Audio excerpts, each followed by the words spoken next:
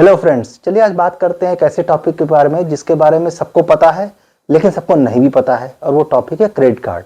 सब जानते हैं क्रेडिट कार्ड क्या होता है, सबके पास ऑलमोस्ट सभी के पास होता भी है, लेकिन किसी को भी नहीं पता कि उसको कौन सा क्रेडिट कार्ड लेना चाहिए, क्योंकि ऑलमोस्ट सारे ही लोगों के पास गलत क्रेडिट कार्ड है। ये मैं आपको गारंटी के साथ कह रहा हूँ। किसी को भी नहीं पता कि एक्चुअली कितने क्रेडिट कार्ड रहने चाहिए। लोग तो यहाँ 10 क्रेडिट कार्ड, मैंने तो ब्लॉग देखे हैं 1 दर्जन से ऊपर क्रेडिट कार्ड भी बना रखे हैं लोगों ने, पर ठीक है, जैसी ही प्रभु की इच्छा। इसके अलावा ये भी नहीं पता है लोगों कि किन लोगों को क्रेडिट कार्ड नहीं लेना है। ऐसे भी तो लोग होंगे, और यहाँ सैलरी और इनकम से बाद में आऊंगा मैं, लेकिन कुछ ऐसे क्राइटेरिया हैं जिन पे आपको क्रेडिट कार्ड नहीं लेना है। तो आज बात करेंगे क्रेडिट कार्ड के बारे में, उसी सब नुआंसेस पे जिसके बारे में आपको कोई बता नहीं रहा, और जो हमारे चैनल की यूएसपी है कि हम आपको वही चीज बताते हैं जो और कोई नहीं बता रहा है, और जो कोई कहता नहीं, पता नहीं क्यों। तो चलिए आज बात करते हैं पहले टॉपिक के बारे में कि आपको कौन सा क्रेडिट कार्ड लेना है। मजा आएगा ना भिड़ो। मैं आपको यहाँ वाज़ेह तौर बता दूं कि normal Indian middle class person को कैशबैक क्रेडिट कार्ड ही लेना है। ये मैं आपको वाज़ेह तौर बता, कोई रिवार्ड के चक्कर में ना फंसे, ये सब ट्रैप है और ये आपके लिए है भी नहीं। आपके हमारे, आपके से मुराद आपके हमारे सब सबके लिए 95% पॉपुलेशन के लिए वो क्रेडिट कार्ड्स नहीं है। अब ऐसा क्यों? अब आप इसको ध्यान से समझिए, और यही हमारे चैनल के इस पे आपको वो चीज समझाएंगे जो और कोई बता नहीं रहा है। देखिए, 1000 रुपये आपने एक रिवार्ड वाले से खर्च किया, 1000 रुपये आपने एक कैशबैक वाले से खर्च किया। लेट सपोज दोनों का रेट आपको पॉइंट जो आपको मिल रहा है 2-3% मिल रहे हैं, आपको 20 से 30 रुपए दोनों में आपको वापस मिलने वाले हैं। कैशबैक में आपको सीधे आपको पैसे मिल जाएंगे, आपका काम हो जाएगा। आपको दिख रहा है क्या? अगर हम 20 रुपए माने तो 1000 रुपए आपने खर्च किए, 980 रुपए आपको स्टेटमेंट में आएगा, 980 रुपए पे करने हैं, आपको सीधा समझ में आता है 20 रुपए बचत हो गई। रिवार्ड में आपको 20 रुपए बचत नहीं हो रहा है, रिवार्ड में आपको 1000 रुपए पे करने हैं। वो क्या कर रहे हैं कि 20 रुपए के इक्विवेलेंट के कुछ कॉइन्स हो गए या 20 रुपए के बराबर कैश हो गया, आपको कहीं पे आपको एक तरह से वो पॉइंट से कैश दे रहे हैं, बट तभी वो रिडीम करेंगे जब आप फलाने साइट पे या फलाने प्लेटफॉर्म पे या फलाने प्रोडक्ट पे खर्चा करेंगे। इसका मतलब यह है कि वो आपको और खर्चा करने के लिए ट्रिगर कर रहे हैं। अरे देवा, ये गड़बड़ है बाबा।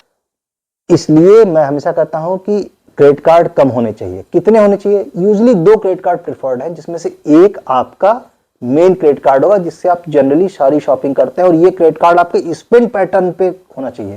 क्योंकि नॉर्मल मिडिल क्लास का स्पेंड पैटर्न क्या होता है? ग्रोसरी, खाना पीना लेना, वही स्विगी जोमेटो में उसी में ले लेता हूँ ऑनलाइन में, बट मोस्टली खाना पीना, फ्यूल, टू सम एक्सटेंट अगर बच्चे हैं तो पढ़ाई का खर्चा, इसके अलावा थोड़ा बहुत इधर उधर के, जैसे कभी होटल में चले गए, कभी इधर घूमने थोड़ा बहुत चले गए, ये थोड़े बहुत खर्चे होते हैं। ठीक है, तो नॉर्मल आपका जो मेन क्रेडिट कार्ड है इन्हीं चीजों को सपोर्ट करना होना चाहिए। इसके अलावा जो भी आपके मिल रहे हैं वो ठीक है, बट उसके लिए आपको पर्टिकुलरली फोकस होकर क्रेडिट कार्ड लेने की जरूरत नहीं है। और आप समझ रहे हैं मेरा इशारा किस तरफ है अच्छी तरीके से? समझ रहे हो? समझ रहे हो? समझ रहे हो ना? अब जब आपने ये क्रेडिट कार्ड ले लिया, तब आपको दूसरा क्रेडिट कार्ड जो लेना है वो एज ए बैकअप लेना है। तो अगर आपको कभी बड़ा खर्चा करना पड़े, या उन खर्चों के बारे में जिसको मैं कह रहा हूं कि जो पहला नहीं कवर करता है, अगर उसमें खर्चा करना पड़े तो आपके पास दूसरा क्रेडिट कार्ड हैंडी है जो आपके इन खर्चों को कवर करेगा। बट आपका मेन प्राइमरी क्रेडिट कार्ड पहला होना चाहिए।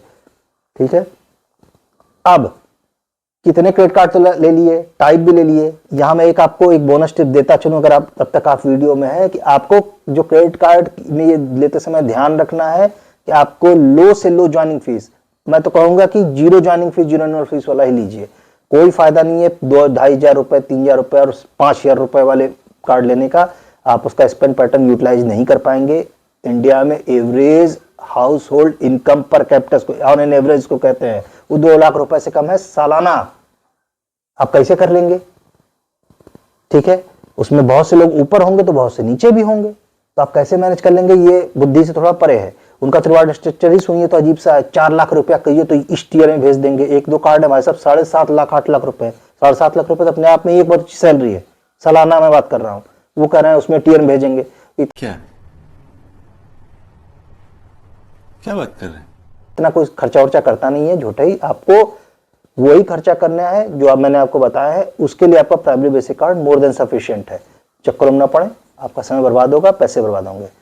अब आते हैं जो सबसे ज्यादा नुआंस है, और अब तक आप वीडियो में बने हैं, जो आपको कोई नहीं बता रहा कि किनको क्रेडिट कार्ड नहीं लेने हैं, ये आपको कोई नहीं बताएगा। देखिए, जिनकी भी नई नई काम शुरू हुआ है, सैलरी है, बिजनेस है, प्रोफेशन है, कुछ भी है, नया काम है, नहीं लेना है। अभी आपके सैलरी या इनकम सोर्स का कोई ठिकाना नहीं है। ठीक है, आप क्रेडिट कार्ड ले लिए, नहीं चुका पाए, क्योंकि क्रेडिट कार्ड जब तक, इस क्रेडिट कार्ड एक ड्रैगन की तरह है, समझिए, जब तक आप इसके ऊपर है बहुत तेज उड़ता है, उतर गए तो मुंह से आग भी निकलती है इसके, बहुत भयंकर। तो इस बात को समझिए, जिस दिन आपने पहली ईएमआई या पहला उसका इंस्टॉलमेंट या जो भी बिल है वो मिस किया, या मिनिमम ड्यू भी दिया, मिनिमम ड्यू अपने आप में जहर है, उस पर तो अलग से बहुत सारे वीडियो बने हैं, इसलिए मैं उस पर जाऊंगा नहीं, उस पर कभी नहीं करना चाहिए। क्रेडिट कार्ड का बिल हमेशा टाइम से भरें, पूरा भरें, वरना इसके स्पाइरल इफेक्ट बहुत ज्यादा है, बहुत नुकसान करता है। इसके अलावा, इन लोग के अलावा जिनका सैलरी और या काम ऐसा है जिसमें रेगुलर इनकम नहीं है, अप टू सम एक्सटेंट, मतलब ऐसा हो सकता है कि 50,000 तक तो पता ही हमें आएगी, लेकिन 50,000 से ऊपर नहीं पता, 60 भी सकती है, 70 भी सकती है, 65 भी सकती है, तो वो तो मैं समझ में आता है, 50 रुपये 20 मान लीजिए। लेकिन जिनकी सैलरी ही रेगुलर है, हो सकता है किसी महीने में 10,000 रुपये आए, किसी महीने में 40,000 रुपये आए, उनको नहीं लेना है, क्योंकि उनके पास कोई तरीका नहीं है पता करने का कि मैं फला महीने में क्रेडिट कार्ड का बिल भर पाऊंगा कि नहीं भर पाएंगे तो फिर वही समस्या। ठीक है, बाकी आपको एक और, बाकी बहुत, अगर जिनके पास बहुत ज्यादा अच्छे इनकम सोर्स नहीं है, और मैं ये बिल्कुल सत्य वचन बता रहा हूं कि अगर इनकी सैलरी स्ट्रक्चर बहुत ज्यादा है, उनको भी नहीं लेना चाहिए। क्योंकि अगर आपने, वही मोटा बात यह है कि अगर आपने एक ईएमआई मिस की तो उसके बहुत दुष्परिणाम है। 40%, 45%, आई डोंट नो, 36 तो मिनिमम है क्रेडिट कार्ड में जो पर एनम लगता है, अगर आप उसे मंथली को करें, और ये मंथली बेसिस पे लगता है, ऐसा भी नहीं कि साल भर बाद लगेगा, हर महीने। तो ये ऐसी 3 ट्रिक है, आई होप कि आपको किसी ने नहीं बताई होंगी, नई है, यूनिक है। अगर आपको अच्छी लगी काम की है तो चैनल को लाइक कीजिए, सब्सक्राइब कीजिए, ताकि आपको अगले नोटिफिकेशन ऐसे ही कमाल के मिलते रहें। और इसके अलावा बिल्कुल आप कमेंट तो आप देंगे ही हमें, जिससे हमें आपका कमेंट का इंतजार रहेगा। इसी के साथ signing off for now, take care, bye bye.